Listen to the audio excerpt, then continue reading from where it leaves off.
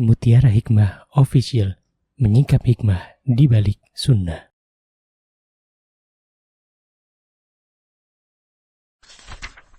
Salurkan donasi terbaik Anda untuk mendukung dakwah Mutiara Hikmah Official. Mari siapkan bekal akhirat kita. Jangan lewatkan kesempatan emas ini. Ayo kita berkontribusi dalam program pembangunan Masjid Mutiara Hikmah yang dibina langsung oleh Ustadz Hanan Yasir MA dan Ustazah Imro'atul Azizah. Raih pahala umroh setara haji dalam program Umroh Iktikaf Ramadan di tahun 2026. Perjalanan penuh makna, bimbingan penuh ilmu bersama Ustadz Hanan Yasir MA dan Ustazah Imro'atul Azizah. Tempat terbatas, daftarkan diri Anda sekarang juga. Jangan lewatkan sensasi umroh full faidah plus daurah fikih hijrah di bulan Syawal tahun 2026 bersama Ustadz Hanan Yasir MA dan Ustazah Imro'atul Azizah. Tempat terbatas, daftarkan diri Anda sekarang juga.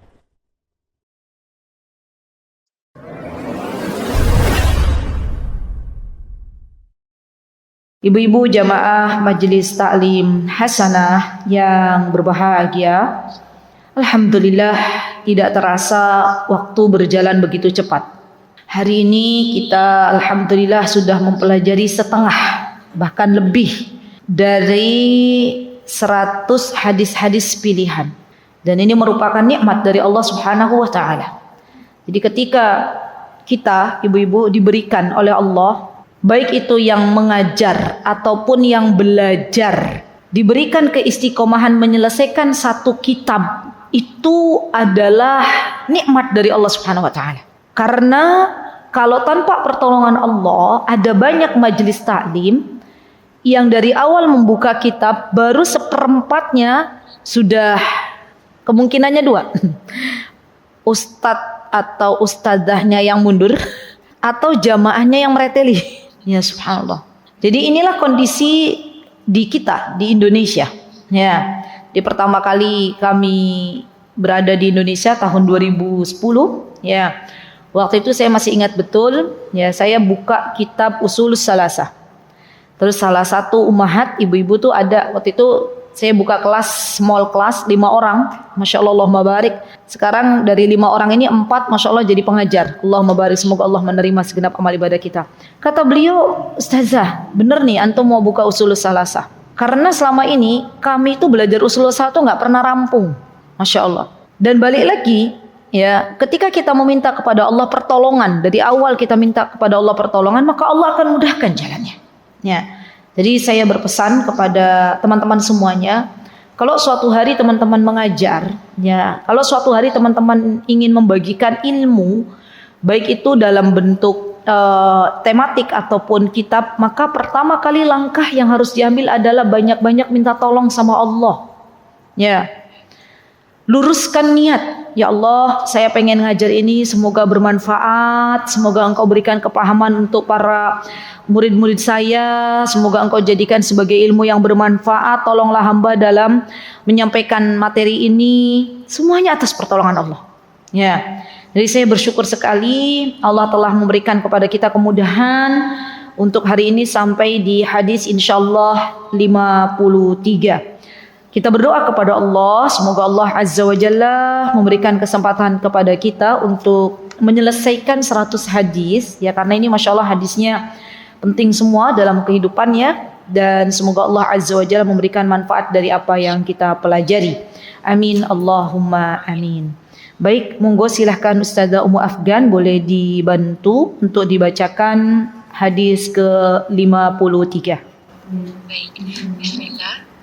An Aisyah radhiyallahu anha anna Rasulullah sallallahu alaihi wasallam qala man nadhara ayyuti Allah falyuti'hu wa man nadhara ayyasi rawahu Bukhari. Dari Aisyah radhiyallahu anha bahwa Rasulullah sallallahu alaihi wasallam bersabda, barang siapa bernazar untuk taat kepada Allah, maka hendaklah dia mentaatinya.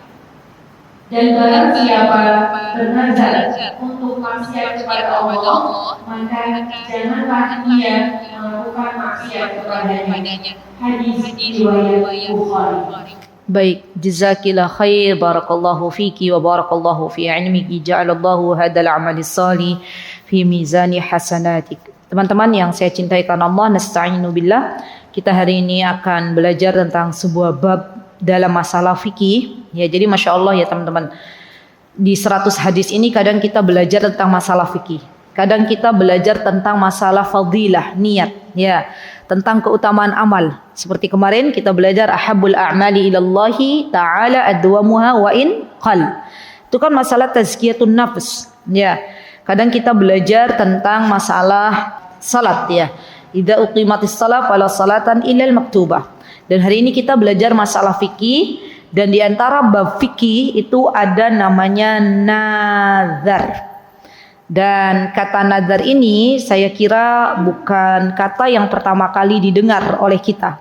Pasti sebelumnya kita juga pernah mendengar apa itu nazar. Ya, atau mungkin kita pernah mendengar nazar tapi kita belum paham sebenarnya seperti apa. Ya, saking pentingnya bab ini, maka Imam Bukhari rahimahullahu taala beliau membuat sebuah tema sendiri atau membuat bab sendiri di dalam kitab beliau, di dalam kitab Sahihul Bukhari. Makanya di sini kan Rawahul Bukhari, yaitu hadis ini ada di dalam Sahihul Bukhari. Diingat-ingat ya teman-teman, kalau Rawahul Bukhari saja berarti hadis ini hanya ada di Bukhari. Kalau muttafaqun alaih berarti hadis yang tertera seperti pekan kemarin itu ada dalam Sahihul Bukhari dan Sahihul Muslim. Jadi muttafaqun alaih itu gabungan antara Bukhari dan Muslim. Tapi kalau Rawahul Bukhari berarti ada di Sahihul Bukhari. Hadis-hadis sahih bukan hanya terdapat di dua buku ini saja, bukan. Ya, tapi ada juga sebagaimana yang pernah saya sebutkan di dalam kitab isnad yang dimiliki oleh Imam Ahmad. Ya, Isnad Ahmad bin Hanbal atau Musnad Ahmad bin Hanbal. Atau ada di dalam kitab Musnad Sahihul Bukhari wa Muslim.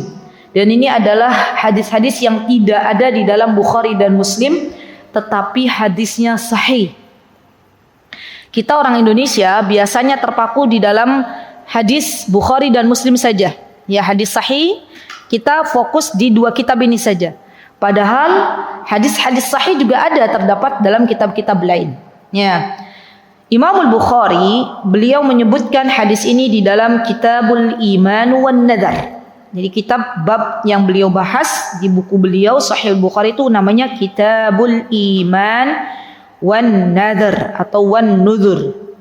Babun Nadri fit Ta'ah.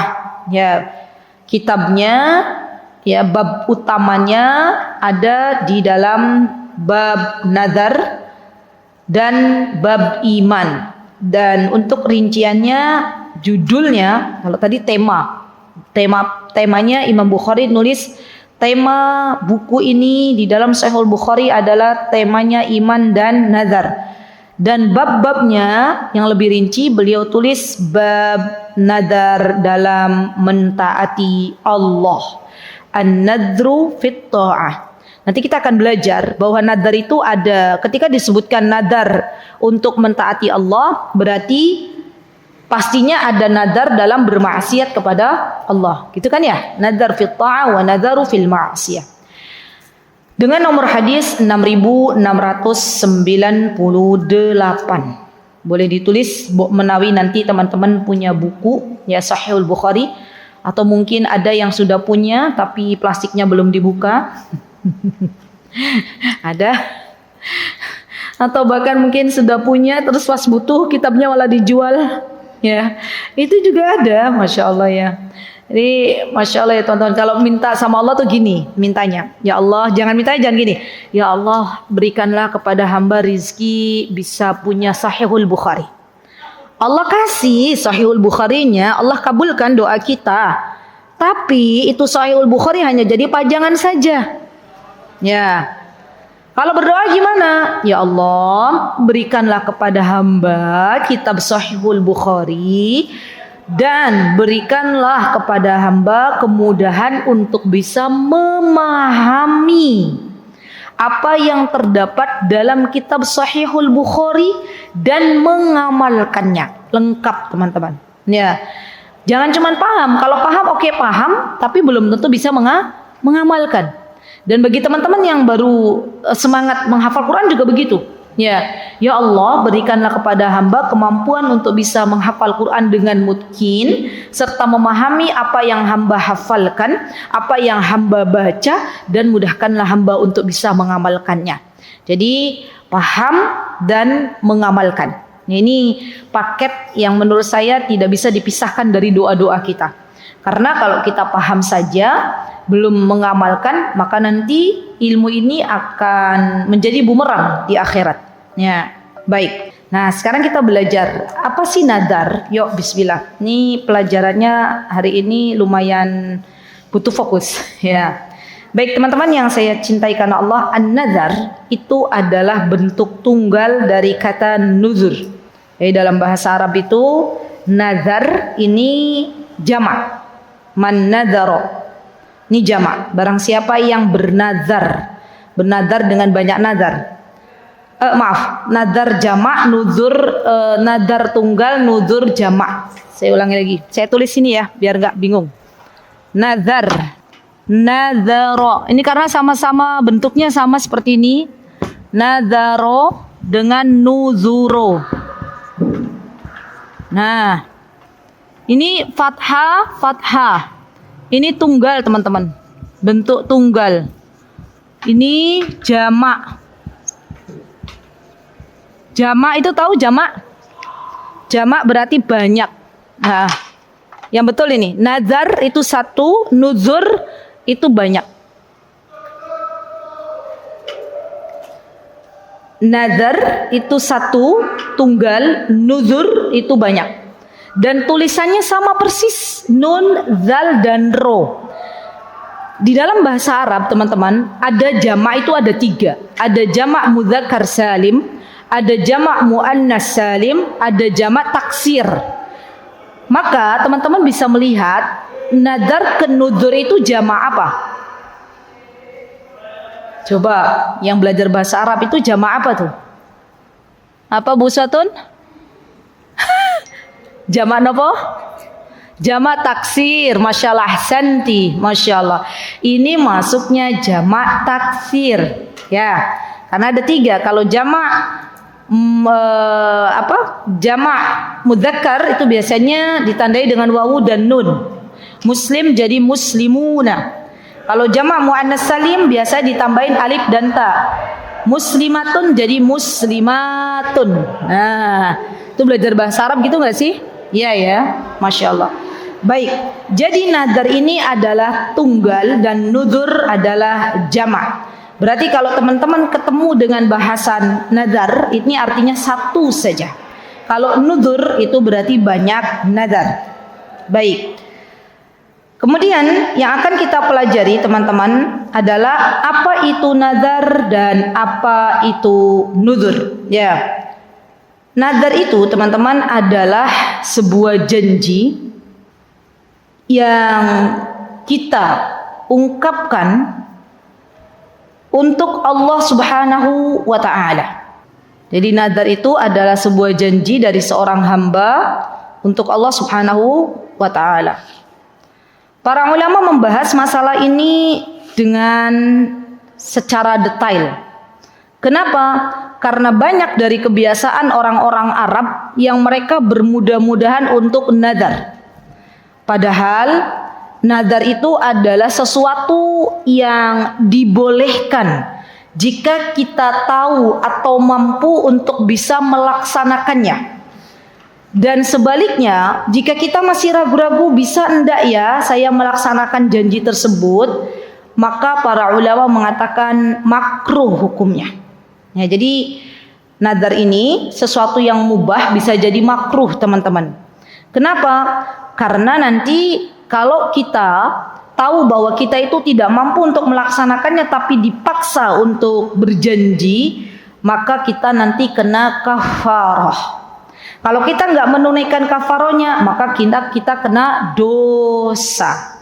Jadi kan begini, sebenarnya kan orang kalau nggak bernadar dia terlepas dari dosa, iya nggak? Ya. Tapi kalau dia bernadar berarti dia punya beban. Beban untuk apa? Untuk menunaikan janjinya. Kalau tidak menunaikan janjinya maka dia terkena dosa. Ini yang dimaksud.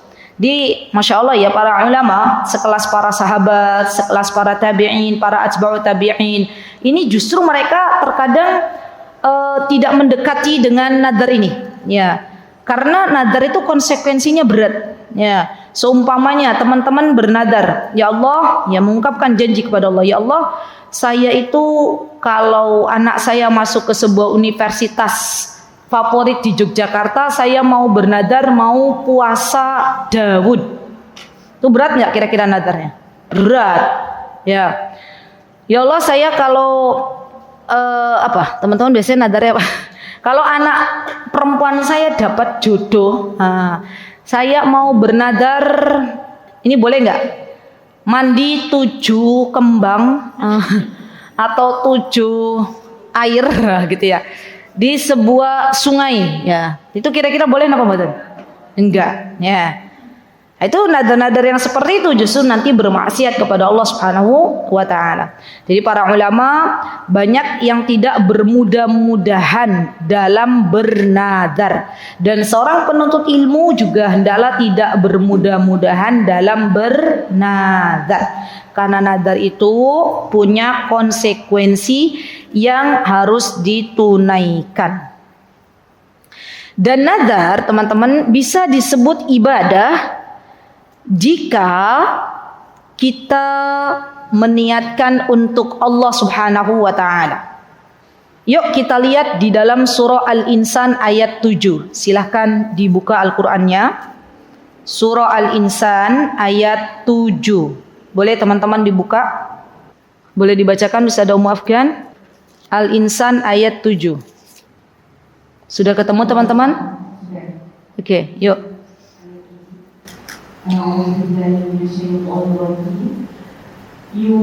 يوفون بالنذر ويخافون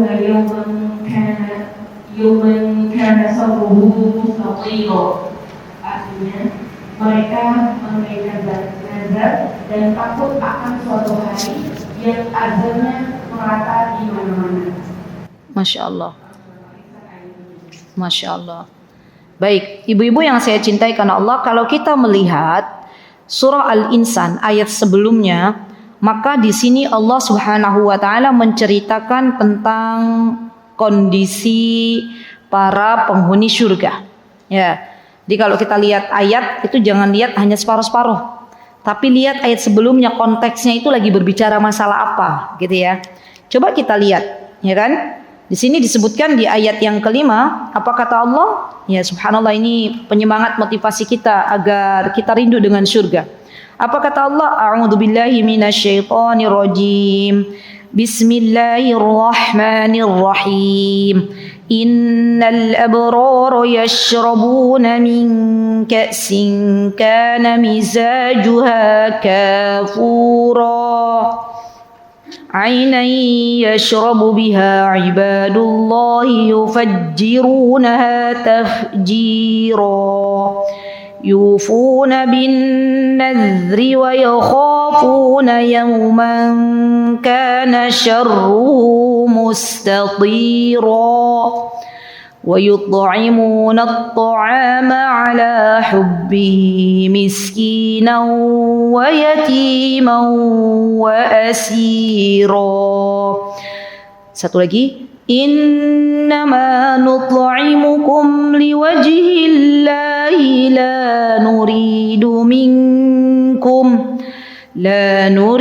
منكم جزاء ولا شكورا. Allah menyebutkan di antara ciri dari akhlak para penghuni surganya Allah adalah orang-orang yang ketika dia bernazar, ketika ia mengucapkan sesuatu janji kepada Allah Subhanahu wa taala yang mengharuskan dirinya akhirnya menepati apa yang pernah diucapkannya, orang-orang yang seperti ini, maka orang-orang ini adalah calon penghuni surganya Allah. Begitu pula orang-orang yang memberikan makan kepada fakir miskin tanpa mengharapkan balasan dari mereka, ya, tapi meniatkan ketika memberikan makan kepada fakir miskin, niatnya adalah untuk mencari ridhonya Allah Subhanahu wa taala. Masya Allah ya teman-teman, ini Allah jadikan sebuah tema ya. Orang yang hobinya ngasih makan, wa yut'imunat ta'am ala hubbihi miskina wa yatima wa asira, dan mereka memberikan makannya itu bukan untuk mencari pujian, apalagi zaman sekarang mencari jadikan konten. Bukan, tapi benar-benar murni pengen mencari ridhonya Allah, maka orang-orang ini adalah calon-calon penghuni surganya Allah Subhanahu wa taala.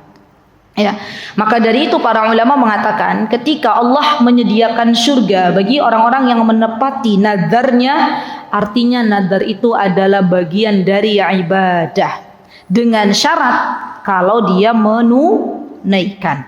Tapi kalau tidak menunaikan, maka nadar ini akan menjadi musibah, ya, karena ia akan melakukan dosa kepada Allah Subhanahu wa taala. Dan nadar, teman-teman, bisa disebut dengan ibadah manakala ia termasuk bagian dari nadar dalam mentaati Allah Subhanahu wa taala. Ini menjadi catatan bagi kita. Jadi nadar itu bisa disebut ibadah, di antara syaratnya kalau ditunaikan. Dan di antara syaratnya kalau nadarnya dia itu dalam bentuk mentaati Allah Subhanahu wa taala. Baik. Dan nadar juga bisa dikatakan menyekutukan Allah Subhanahu wa taala kalau yang dia nadarkan itu dalam bentuk menyekutukan Allah Subhanahu wa taala. Seperti tadi, saya kalau anak gadisku dapat jodoh, kata orang tuanya saya mau mandi di sumur yang ada 7 bunga gitu ya misalnya. Itu kan termasuk menyekutukan Allah. Ya, apakah Allah dan Rasulnya mewajibkan dia untuk mandi di sumur yang ada 7 bunganya? Kan enggak. Ya. Atau misalnya saya kalau suami saya dapat kerjaan tetap misalnya gitu ya dengan gaji 1 M, Masya Allah, ya, maka saya bernadar menyembelih. Apa yang disembelih? Kerbau, sapi, ya, dan nun sewu saya larungkan di laut. Nah, ini juga adalah nadar yang membawa seseorang menyekutukan Allah Subhanahu wa taala. Maka dari itu nadar tuh bentuknya macam-macam, teman-teman. Ya. Ada nadar maksiat, ada nadar ibadah, ada nadar syirik. Ya. Nadar maksiat misalnya apa? Contoh nadar maksiat. Oh ya, misalnya ada seorang laki-laki, dia bernadar kepada Allah. Ya Allah, kalau saya bisa naik jabatan, kalau engkau berikan saya ya naik jabatan ya di sebuah perusahaan, maka saya bernadar kepada engkau menenggak sebotol minuman keras. Ini nadar apa? Nadar syirik atau nadar ibadah atau nadar maksiat? Nadar maksiat. Masya Allah, ibu udah pintar. Masya Allah, yaitu namanya nadar maksiat. Ditulis contohnya teman-teman, karena nanti realnya ini macam-macam. Ya. Dan nadar yang perlu ditunaikan itu adalah nadar yang berkaitan dengan ibadah. Baik. Kemudian dalil kedua teman-teman dari Al-Quran ada di dalam surah Al-Baqarah ayat 270. Yuk dilihat yuk biar kita bisa tahu. Ayat 270. Silahkan dibuka. 270. Sudah ketemu? Saya bacakan. A'udzu billahi minasyaitonir rajim. Bismillahirrahmanirrahim. Wa ma anfaqtum min nafaqatin aw nadhartum min nazrin fa innallaha ya'lamu. وَمَا لِلظَّالِمِينَ مِنْ أَنصَارٍ. Lihat. Apa kata Allah? Bahwa apa-apa yang kita infakkan di jalan Allah min nafaqatin aw nadzartum, atau kita tunaikan dari nazar-nazar kita, min nadzrin, fa innallaha ya'lamu, bahwa sesungguhnya Allah Subhanahu wa taala zat yang Maha mengetahui. Dan ini menunjukkan bahwa penunaian nazar dalam bentuk ibadah mentaati Allah Subhanahu wa taala itu adalah perintah dari Allah Subhanahu wa taala. Jadi kita tahu hari ini kita belajar bahwa nazar itu ketika ditunaikan dan yang kita tunaikan dalam rangka mentaati Allah itu termasuk bagian dari ibadah. Ya, macamnya tadi ada nazar ibadah, ada nazar syirik, ada nazar maksiat. Hukumnya ada yang mubah, ada yang makruh.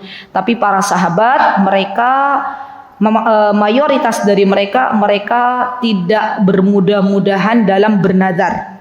Siapa yang bermudah-mudahan dalam bernazar? Orang-orang jahiliyah, orang-orang Arab musyrikin. Mereka terbiasa bermudah-mudahan dalam bernazar. Baik. Kalau ditinjau dari sebabnya, teman-teman, kan tadi hukumnya sudah, ya macamnya sudah. Sekarang sebabnya. Nazar dibagi menjadi dua. Ada nazar mutlak, ada nazar muqayyad. Apa nazar mutlak? Kita belajar adalah ketika seseorang mewajibkan dirinya untuk melakukan ketaatan kepada Allah Subhanahu wa taala tanpa memberikan syarat tertentu. Itu namanya mutlak, lebih umum. Mutlak itu umum. Ya. Contoh biar lebih mudah. Contoh misalnya saya mau sholat malam 1 tahun, saya bernadar mau sholat malam 1 tahun tanpa ada syarat di situ.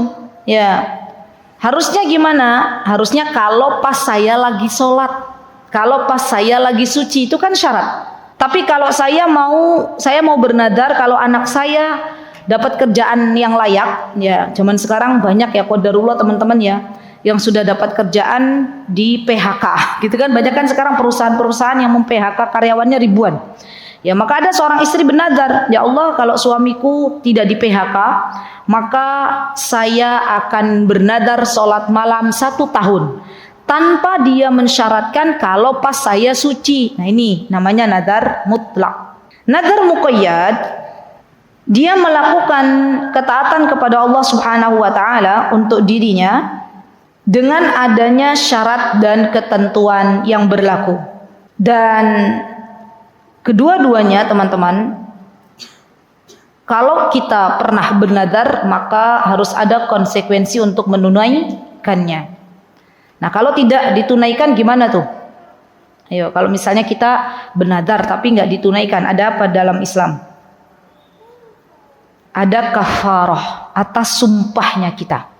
Ya, yuk kita belajar teman-teman dalam surah Al-Maidah ayat 89. Dibuka boleh, Al-Maidah ayat 89. Panjang ini ayatnya ya. Saya bacakan. Ini menjadi patokan kita nih. Menjadi dalil kalau ada orang bernadar tapi enggak menepati nadarnya. Apa kata Allah Subhanahu wa taala? A'udzubillahi minasyaitonir rajim. La yu'akhidhukumullahu bil-laghwi fi aymanikum walakin yu'akhidhukum bima 'aqadtumul ayman. Kalau ada dal dan ta teman-teman dalam ilmu tajwid maka dimasukkan ke ta, bukan aqadtumul tapi aqadtumul ayman. Fakaffaratuhu it'amu 'asharati masakin min awsati ma tut'imun ahlikum أو كسوتهم أو تحرير رقبة فمن لم يجد فصيام 3 أيام ذلك كفارة أيمانكم إذا حلفتم واحفظوا أيمانكم كذلك يبين الله لكم آياته لعلكم تشكرون. Baik, coba yuk kita belajar yuk. Kalau ada orang dia tidak mampu menunaikan nadarnya, maka kafarah yang pertama adalah memberikan makan 10 fakir miskin. Dicatat teman-teman. Barangkali nanti anak-anaknya bernadar atau kita bernadar tapi kita tidak bisa menunaikan nadar. Memberikan makan 10 fakir miskin dengan makanan yang biasa kita berikan kepada keluarga kita, atau memberikan pakaian, ya, au kiswatuhum. Berarti kalau tidak bisa memberikan makanan, berikan pakaian. Atau yang ketiga adalah membebaskan 1 orang budak. Karena di sini kalimatnya au berarti ini berurutan, bukan bersamaan.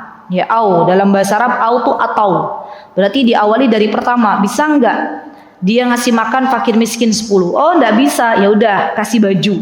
Oh, enggak bisa, berarti membebaskan budak. Tapi kalau dalam bahasa Arab wa itu artinya dan. Dan itu apa? Dan itu berarti harus semuanya dilakukan. Ya. Baik. Faman lam yajid, yang keempat, Masya Allah ya, Islam itu agama yang bisa memberikan solusi yang banyak. Faman lam yajid, kalau tidak mampu ya dengan 3 poin ini, maka fasyamu salasati ayyam, maka dia puasa 3 hari. Kemudian Allah Subhanahu wa taala mengatakan, kadzalika yubayyinullahu lakum ayatihi la'allakum tashkurun. Ya. Dan Allah mengatakan di sini wahfadhu aymanakum, artinya kita harus menjaga sumpah-sumpah kita. Dan nazar itu bagian dari aiman, bagian dari sumpah. Dan kita ketika bersumpah itu harus karena Allah, bukan karena selainnya. Sama. Ya, jadi kalau pas membahas masalah sumpah itu katanya orang itu lebih baik tidak menepati janjinya daripada sumpah kepada selain Allah. Nah, urutannya begitu. Jadi kalau kita bersumpah, kita nazar, itu yang pertama itu karena Allah dulu. Untuk Allah, bukan karena Allah, untuk Allah. Kalau ada orang bernazar atau ada orang bersumpah bukan untuk selain Allah, untuk nenek moyangnya, untuk bangsa-bangsa jin misalnya, maka nazar atau sumpah yang demikian adalah sumpah yang terlarang. Ya. Zaman dulu banyak orang-orang musyrikin, mereka bersumpah atau bernazar untuk berhala-berhala mereka. Nah, dan ini masuknya dalam nazar atau sumpah yang menyekutukan Allah Subhanahu wa taala. Maka para ulama mengatakan lebih baik tidak menepati janjinya tapi masih masuk nazar dan sumpahnya untuk Allah, ya kan? Kenapa? Karena kalau tidak menepati janjinya ada kafarah, ada jalan keluar. Dia bisa melaksanakan A, B, C, D. Tapi kalau sumpahnya atau nadarnya bukan untuk Allah, dia sudah masuk ke dalam jurang kesyirikan kepada Allah Subhanahu wa taala, dan ini tidak diperbolehkan. Jadi levelnya teman-teman, lebih parah orang yang bersumpah atau bernadar bukan untuk Allah daripada orang yang tidak menepati janjinya. Kenapa? Karena kalau orang tidak menepati janji, orang tidak menepati nadar, ya, dia harus membayar kafarah yang ditegaskan di dalam surah Al-Maidah ayat 89. Tapi kalau dia bernadar dari awal bersumpah bukan untuk Allah, maka ini yang akan mengundang kemarahannya Allah Subhanahu wa taala. Dan barang siapa yang menyekutukan Allah, maka amalan yang dilakukannya akan menjadi hangus di hadapan Allah Subhanahu wa taala. Eman apa enggak? Eman. Hanya hati-hati dalam masalah menyekutukan Allah ini, hati-hati. Ya. Orang yang menyekutukan Allah itu amalannya sia-sia. Ya, dan kita berlindung kepada Allah agar Allah Azza wa Jalla jauhkan kita semuanya dari menyekutukan Allah Subhanahu wa taala. Makanya penting bagi kita teman-teman belajar tentang ilmu tauhid. Masalahnya di zaman sekarang banyak orang-orang tuh yang nggak mau serius belajar tentang ilmu tauhid ini. Yang ada pengennya ngaji di tempat-tempat di situ ada apa? Ada hiburan. Ya. Ya. Padahal ilmu tentang tauhid ini adalah ilmu yang sangat-sangat penting. Karena berkaitan dengan ibadah kita itu diterima nggak di sisi Allah. Ibadah kita itu menjadi sia-sia nggak di hadapan Allah. Dan ilmu-ilmu yang seperti ini di zaman sekarang, Ustazah maafkan, itu banyak justru disampaikan di pondok-pondok. Ya. Tapi untuk masyarakat awam, ya mereka lebih banyak bukan memilih ilmu ini, gitu ya. Jadi Masya Allah, Allahumma barik teman-teman, Masya Allah, dengan membahas kitab 100 hadis ini, Masya Allah teman-teman bisa dapat berbagai macam ilmu. Ya, seperti tematik tapi dapat banyak macam ilmu. Termasuk di dalamnya adalah ilmu bagaimana kita harus menunaikan sumpah kita dan nazar kita kepada Allah Subhanahu wa taala. Kemudian teman-teman yang saya cintai karena Allah, para ulama mewanti-wanti kita agar tidak menjadikan nadar ini menjadi sebuah kebiasaan yang latah. Ya. Kenapa? Karena sesungguhnya orang yang bernadar itu adalah orang yang pelit, orang yang bakhil. Kok bisa ustazah? Kan dia sedang mentaati Allah. Iya. Kenapa disebut orang yang nadar ini pelit, orang yang nadar ini bakhil? Karena dia masih hitung-hitungan sama Allah. Dia akan beribadah kepada Allah kalau Allah kabulkan permintaannya. Paham sampai di sini ibu-ibu? Ya. Ya Allah, saya mau puasa 3 hari kalau Engkau jadikan anak saya apa ibu-ibu? ASN misalnya ya. Atau ya Allah, saya mau bersedekah ya 1M kalau anak saya masuk ke perguruan tinggi yang bonafit. Berarti kan itu hitungan sama Allah. Padahal Allah ketika memberikan kepada kita nikmat juga nggak hitung-hitungan. Ya. Selama ini nikmat Allah itu begitu banyak teman-teman. Ya, dari mulai ketika Allah kasih kita persendian yang sehat. Dari mulai kita lihat mata kita alhamdulillah masih bisa melihat. Dari mulai alhamdulillah telinga kita masih diberikan oleh Allah Subhanahu wa taala kesehatan untuk bisa mendengar. Dari mulai ketika kita Masya Allah Allahumma barik ya, diberikan kesehatan tidak muter-muter keadaan kondisi di depan mata kita itu tidak berputar, itu nikmat ya.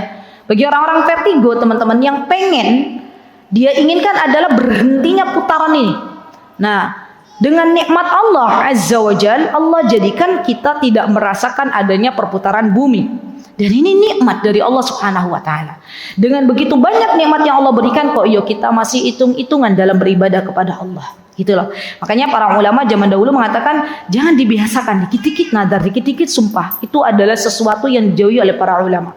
Ya, orang-orang Arab, mereka itu semakin banyak mereka bersumpah, maka menurut mereka itu mereka semakin keren gitu loh. Padahal hakikatnya tidak. Ya. Coba teman-teman ibu-ibu kalau pas lagi pergi haji atau umroh, dan saya doakan semoga kita semua yang hadir dalam majlis ini baik yang online maupun offline, Allah mudahkan kita semuanya untuk bisa berkunjung ke Masjid Nabawi, ke Masjidil Haram untuk menunaikan ibadah haji dan umroh, dan bagi yang sudah berkunjung semoga Allah kembalikan lagi ke sana. Amin. Kan kalau lagi belanja-belanja di sana apa kata pedagang di sana? Demi Allah, gitu kan ya. Wallahi barang kita itu murah, gitu nggak sih ibu? Ayo masuk Indonesia murah gitu kan ya? Ya, mereka gampang sekali bersumpah. Ya, untuk perkara-perkara kecil mereka bersumpah. Bahkan suami istri ketika mereka bertengkar ya, itu ya Allah kalau betapa kita orang Indonesia tuh terkaget-kaget loh ketika misalnya ada suami istri itu yang nggak ketemuan 2 hari. Kenapa? Karena suaminya bersumpah nggak ketemu 2 hari katanya gitu ya. Wallahi kalau kamu gini-gini dah aku nggak akan kesini 2 hari. Demi Allah gitu, gampang banget ya. Dan bagi orang Indonesia itu sesuatu yang aneh gitu loh. Tapi bagi mereka itu sesuatu yang sangat lumrah. Ya, bahkan anak-anaknya akhirnya karena buah itu tidak jatuh jauh dari pohonnya, anak-anak Arab lagi bermain sama temannya, bermain ibu-ibu kondisi bermain. Ya, itu juga bersumpah. Demi Allah, aku besok nggak mau lagi main sama kamu. Itu sering kali kita dapati seperti itu. Dan mereka kaum muslimin, ya, orang-orang Islam. Ya. Dari mana mereka banyak gampang bersumpah? Dari orang tuanya. Ya, karena orang tuanya di rumah, mereka juga banyak bersumpah. Padahal yang namanya sumpah ini adalah sesuatu yang tidak boleh dijadikan sebagai mainan. Ya, dan alhamdulillah Allah selamatkan kita warga Indonesia yang tercinta untuk tidak bermudah-mudahan baik itu bersumpah ataupun bernazar. Alhamdulillah. Baik, insya Allah ya teman-teman, cukup untuk masalah perkara nazar karena alhamdulillah dalam perkara nadar ini insya Allah kita juga tidak banyak ya bermuamalah dengan nadar. Yang jelas tadi kaidahnya kalau kita bisa tidak bernadar ya nggak usah bernadar, karena sesungguhnya orang yang bernadar itu adalah orang yang pelit atau bakhil. Baik, satu lagi Ustazah Ummu Afgan ambil 54. Bismillah. An Aisyah radhiyallahu anha anna Rasulullah sallallahu alaihi wasallam qala la tasubbu al-amwat fa innahum qad aqdu ila ma qaddamu rawahu Bukhari. Dari Aisyah radhiyallahu anha bahwa Rasulullah sallallahu alaihi wasallam bersabda, janganlah kalian mencaci orang yang telah meninggal dunia, karena sesungguhnya mereka telah sampai mendapatkan apa yang telah mereka kerjakan. Hadis riwayat Bukhari. Masya Allah, barakallahu fiik.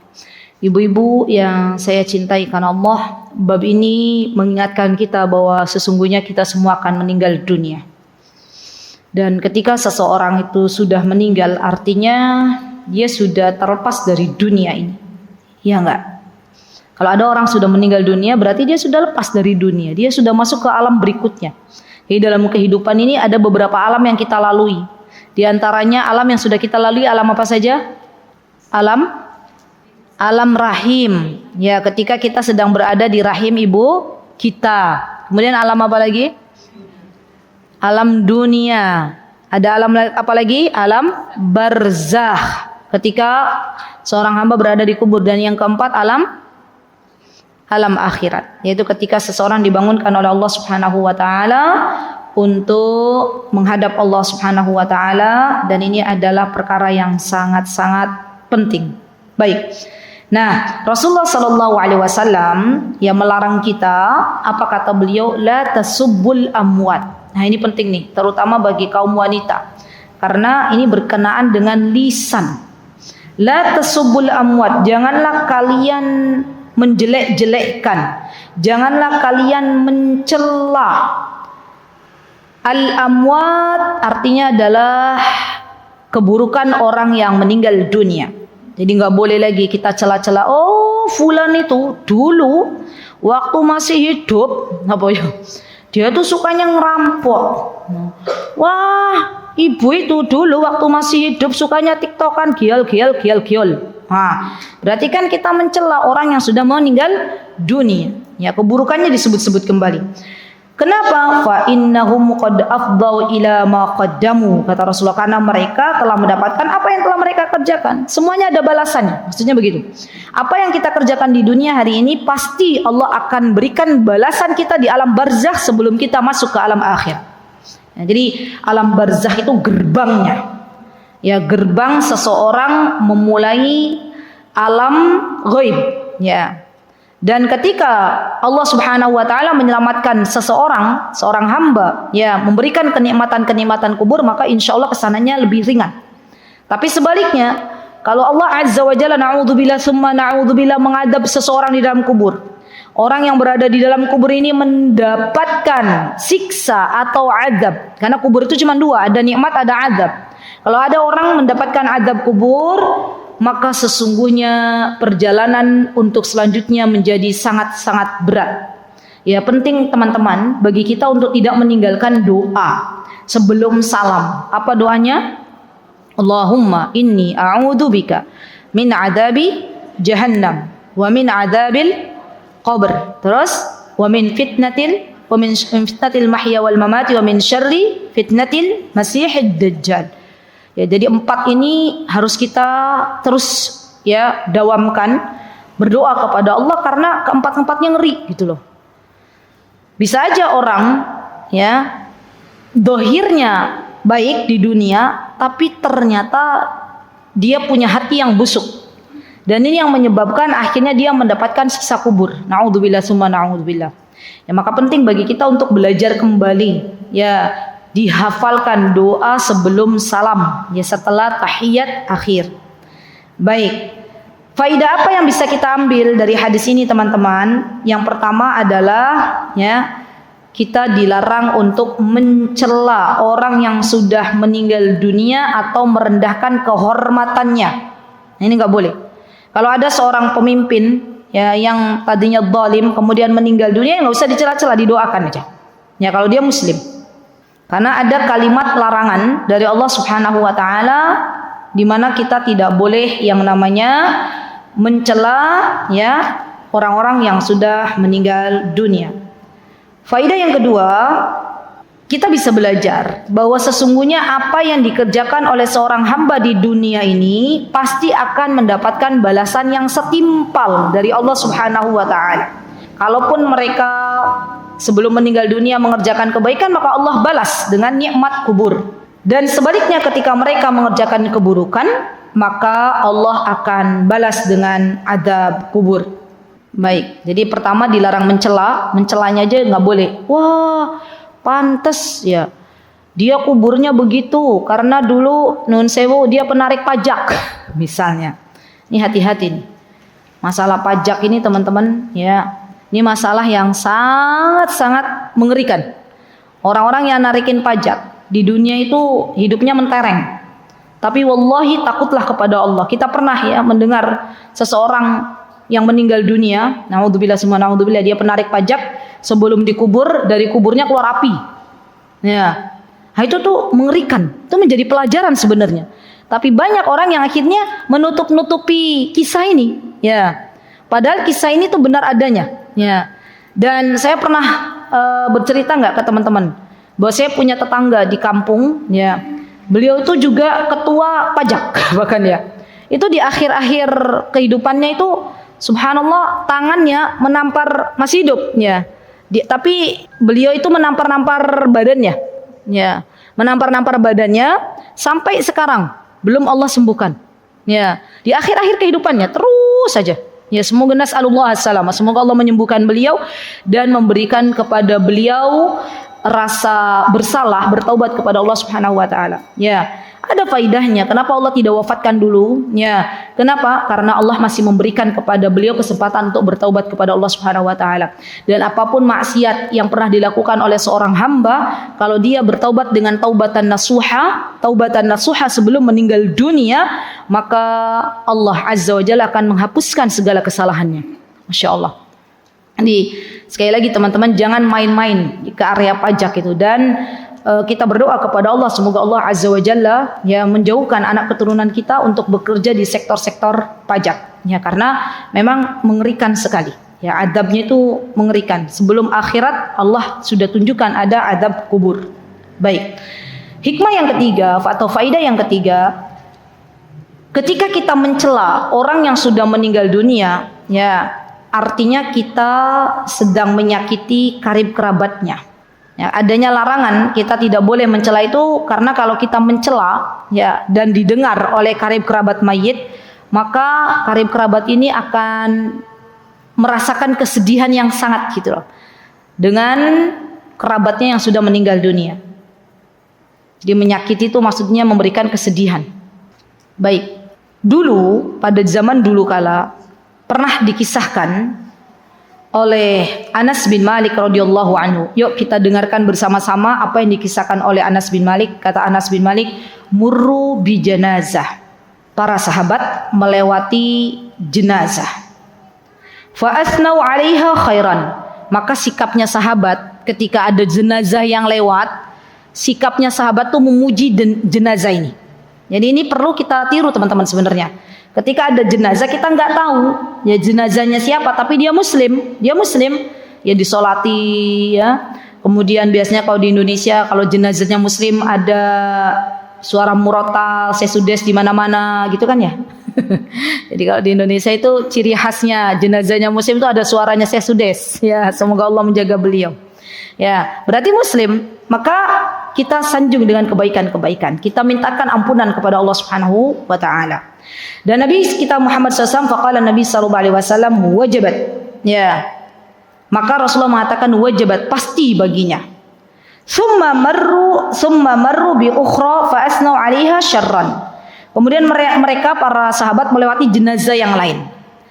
Lalu mereka menyebutnya dengan keburukan. Wah, jenazah ini dulunya waktu hidupnya begini, dia pernah melakukan A, B, C, D, E, F, G gitu ya. Maka kata Rasulullah SAW, faqala wajabat, maka pasti baginya. Faqala Umar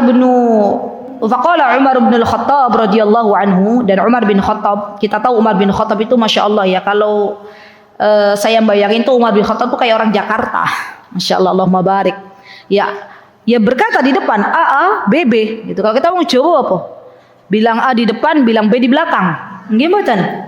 Kalau orang Jakarta kan enggak A, B, B gitu ya. Iya enggak sih? Mbak Ika ya? Ya kan? Ya orang Arab juga gitu. A, B, B. Ya. Kalau bilang enggak enak ya enggak enak, langsung di depan. Ya, kalau orang Jawa kan banyak pakai wohnya. Umar bin Khattab enggak? Faqala Umar bin Khattab radhiyallahu anhu, "Ma wajabat?" Kata Umar, enggak pasti terjadi. Umar mengelak. Ya. Qala hadza athnaitum alaihi khairan fawajabat lahul jannah. Ya. Wa hadza athnaitum alaihi syarran. Ya. Fawajabat lahun nar. Antum syuhadaullahi fil ardi. Ya, maka ketika itu Umar juga bertanya, ya maksudnya gimana? Wajabat itu apa yang terjadi lagi ya? Enggak terjadi tapi apa yang nanti menurut Rasulullah SAW yang terjadi? Kata Umar bin Khattab, sesungguhnya Masya Allah, apa yang kalian puji dari kebaikan jenazah ini, maka pasti orang yang dia berbuat kebaikan di dunia akan Allah berikan syurga.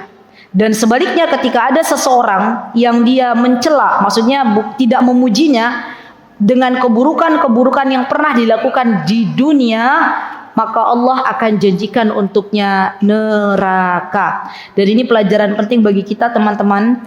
Kalau kita ini seharusnya bersikap dengan sikap para penduduk surga. Ya, betul, kita tidak menginginkan pujian dari manusia, tapi kita coba untuk menghindari dzon-dzon dari orang lain kepada kita. Ya, jangan sampai orang lain tuh menilai kita buruk dengan sikap-sikap yang kita terang-terangan bermaksiat kepada Allah. Ya kan, kalau ada orang terang-terangan bermaksiat kepada Allah, pasti orang akan melihat dia bermaksiat kepada Allah. Tetapi sebaliknya, kalau ada orang mentaati Allah Subhanahu wa taala, maka orang pun akan melihat kebaikan darinya. Ya. Di sikap kita seperti apa? Sikap kita jadilah orang baik dimanapun kita berada. Ya, baik ada orang yang melihat ataupun tidak ada orang yang melihat, semuanya karena Allah. Jangan sampai kita melakukan berbagai macam maksiat kepada Allah di dunia dan akhirnya waliyadzubillah, ya ada orang yang meninggal karena banyak melakukan maksiat, akhirnya waliyadzubillah, ya ketika orang bermaksiat ini meninggal dunia, biasanya apa yang dilakukan oleh orang-orang yang masih hidup? Disyukuri. Alhamdulillah, kampung kita lebih aman lagi. Kenapa? Karena orang yang selama ini berbuat jahat meninggal dunia. Tapi kalau orang baik yang meninggal dunia bilangnya gimana? Ya Allah, kok ya usianya cepet. Ya, dia tuh baik banget. Ya, tapi nggak berarti orang yang baik terus umurnya pendek ya teman-teman. Ya, ya kan biasanya begitu, fitrahnya begitu ya. Maka jadilah kita orang-orang yang ketika kita nggak ada tuh kebaikannya tetap dikenang gitu loh.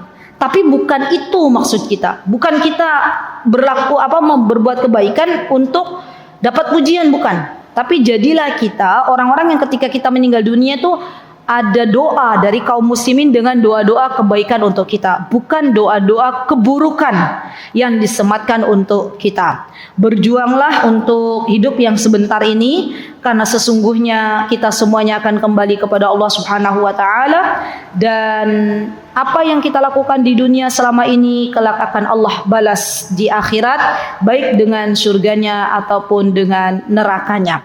Pengingat untuk diri saya teman-teman, tadi malam, ya ini saya sampaikan, saya tuh tadi malam ketika ikut kajian Ustadz Hanan ya di Bimo Martani, saya ketika mendengar beliau mengucapkan tentang bab ghulul, yaitu saya ingin sampaikan, jadi mengerikan ya. Ada seorang syahid, ghulul itu adalah mengambil barang rampasan perang. Ada seorang yang syahid di medan peperangan, ya. Terus sahabat bilang ini, oh dia sudah syahid, ya. Dia sudah mendapatkan kesyahidan. Apa kata Rasulullah SAW? Rasulullah bilang tidak, dia ahli neraka, gitu ya. Dari mana Rasulullah mengatakan dia ahli neraka? Allah mewahyukan kepada Rasulullah SAW. Para sahabat bingung waktu itu. Kenapa kok Rasulullah mengatakan dia ahli neraka padahal dia meninggal di medan peperangan? Ya, ternyata sahabat ini adalah salah satu, bukan sahabat, berarti orang yang hidup di zaman Rasul, tapi kan meninggal dalam keadaan tidak beriman ya. Orang ini ketika pernah hidup dengan Rasulullah SAW, ternyata dia pernah mengambil baju dari rampasan perang yang belum dibagikan, nempil katanya Ustaz Hanan, dan menyebabkan secara zahir dia adalah syahid. Orang-orang mengatakan dia syahid, tapi ternyata dia adalah penduduk neraka.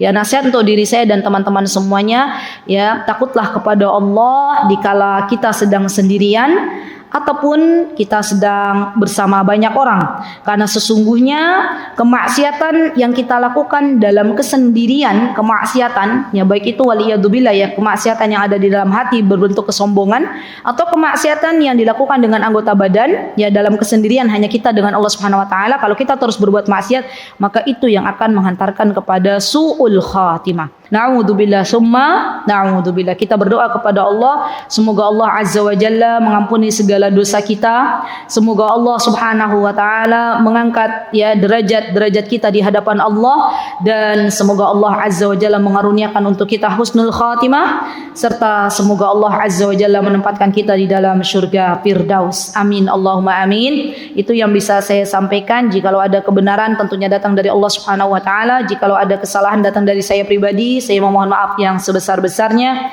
Aqulu qouli hadza wa astaghfirullah li wa lakum wa akhiru da'wana alhamdulillahi rabbil alamin. Wassalamualaikum warahmatullahi wabarakatuh. Mutiara Hikmah Official, menyingkap hikmah di balik sunnah.